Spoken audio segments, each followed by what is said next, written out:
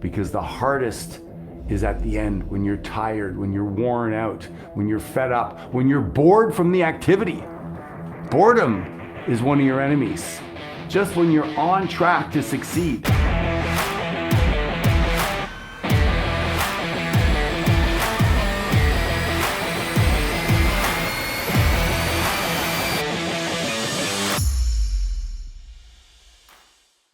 Did you know that the likelihood of you being successful early in the day is much better than you trying to take on those bigger obstacles late in the day?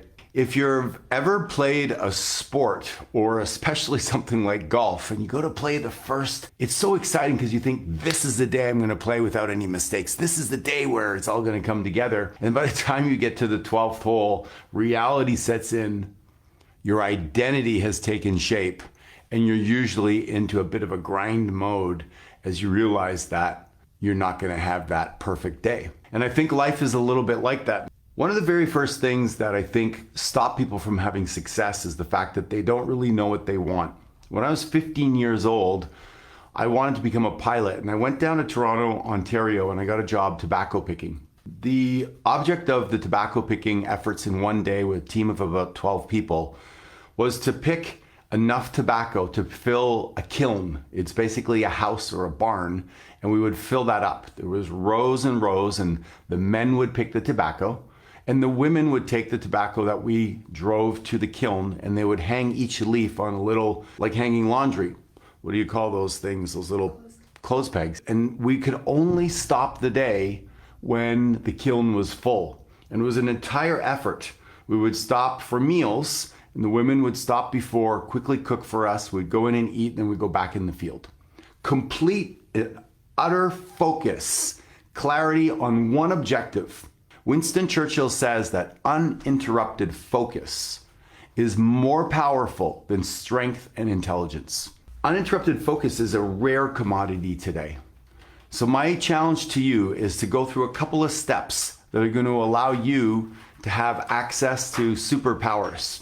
And those superpowers are going to be in the form of very simplistic focus, like me when I was tobacco picking. We did not get to stop until that kiln was full.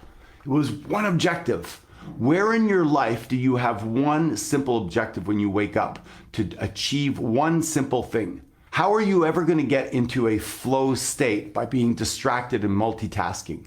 Your genius state and my genius state resides in us being laser focused in the flow, in the zone where everything slows down. We have access to our genius. Yet what do? We multitask, we drive, we check our phone at every stoplight, we text.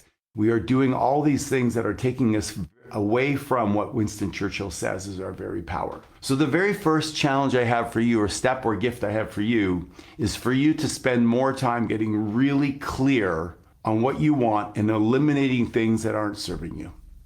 That's step number one. Step number two is I want you to improve your ability, or invite you to improve your ability to motivate yourself. Think about, how do you motivate yourself? What are the things that you do to get yourself to take most action? Now, after doing personal development for 30 years, what I realize is most people motivate themselves by beating themselves up. They tell, oh, I should have done this, I could have done that. Next time you got to work harder, you got to dig in. You could have responded this way on the call. You should have made that investment. And they try to motivate themselves by beating themselves up. Is that how the top coaches leading the top teams in the world motivate their athletes? No. Is that how a director motivates a model or an actor? Oh, that scene sucked, man, let's do it again.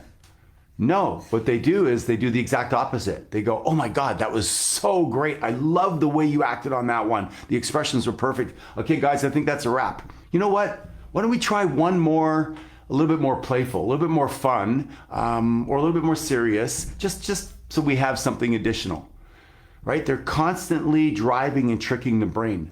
How are you motivating yourself? Are you talking to yourself like you do to your cute little puppy dog, encouraging him?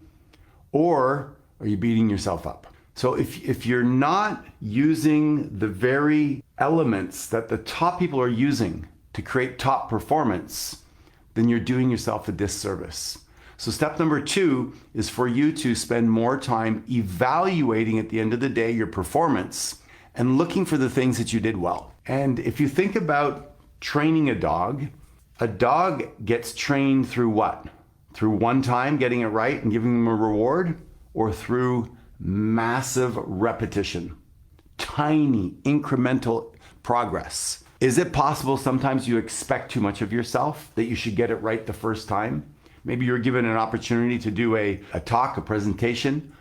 You did it one time and then you didn't do it very well and you beat yourself up and you never want to present anymore. You don't want to be a public speaker? Or are you able to understand the process? Tim Ferriss talks about the fact that his goal before 9 o'clock in the morning was to have his sales appointments already scheduled, done. The heavy lifting in the morning. Your energy's more in the morning.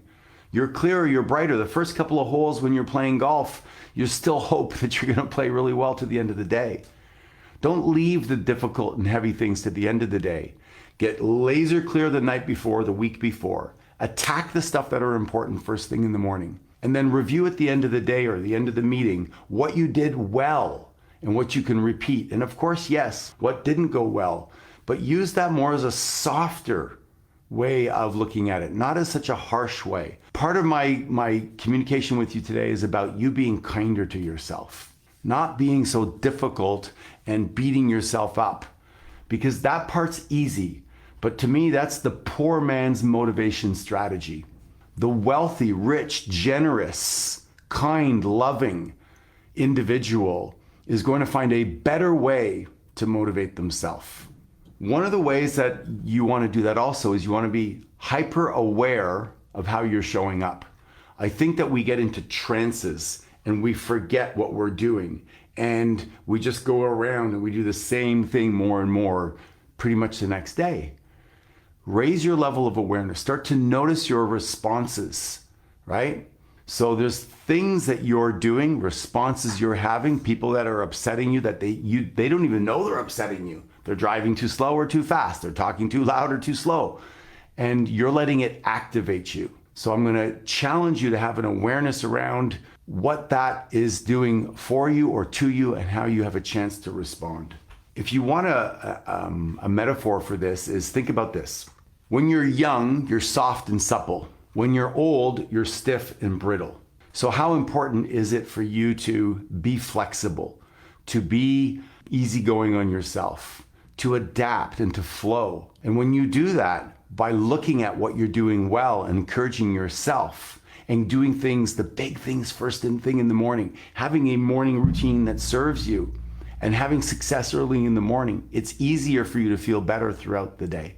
My challenge to you is for you to find a way for you to become 1% better and to celebrate those things. At the end of the day, you're not going to be happier just when you check off the box list of all your successes. You're going to be happier when you appreciate the process of getting better and you can recognize it and you can enjoy that. Because then you're going to have the emotional experience day in and day out of enjoyment. Not waiting till one day when you achieve that one goal and you like buy the car or you're the top salesperson at the end of the year and you have that one moment. No, because then immediately your brain will go, well, can we repeat it? What if we don't? And it'll go into fear, doubt, and worry. So what I'm trying to help you with is a process of success. Is to every day have a process where you get a little bit better. Every day have a process where you do the big things when you're sharp and fresh in the morning. A process where you're super clear on what you're doing. A process that you're reviewing things and you're getting better. And when you tie all those together and you stack and pack them upon each other, that's when success becomes automatic. You know that 80% of the people that I picked tobacco with quit. 80%. Only 20% of us made it to the end, even though they doubled our income every 2 weeks, because the hardest is at the end when you're tired, when you're worn out, when you're fed up, when you're bored from the activity. Boredom is one of your enemies. Just when you're on track to succeed, you get bored and you try something different and you lose the possibility for that genius state. When I interviewed an Olympic athlete, and I asked him what his success was. He had a 9-year Jeff Rouse.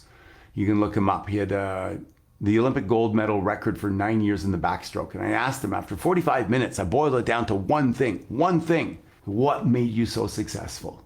And it's going to sound so trite, but it was, I fell in love with repetition. He fell in love with boredom. He fell in love with doing the same thing over and over and looking for the tiniest of tweaks. Are you doing that in your life? Are you looking for the tiniest of tweaks, the nuances, the distinctions, successes in the details? Have you set up a plan for that process to work so you can win? I hope you have. And if you haven't, then you can today.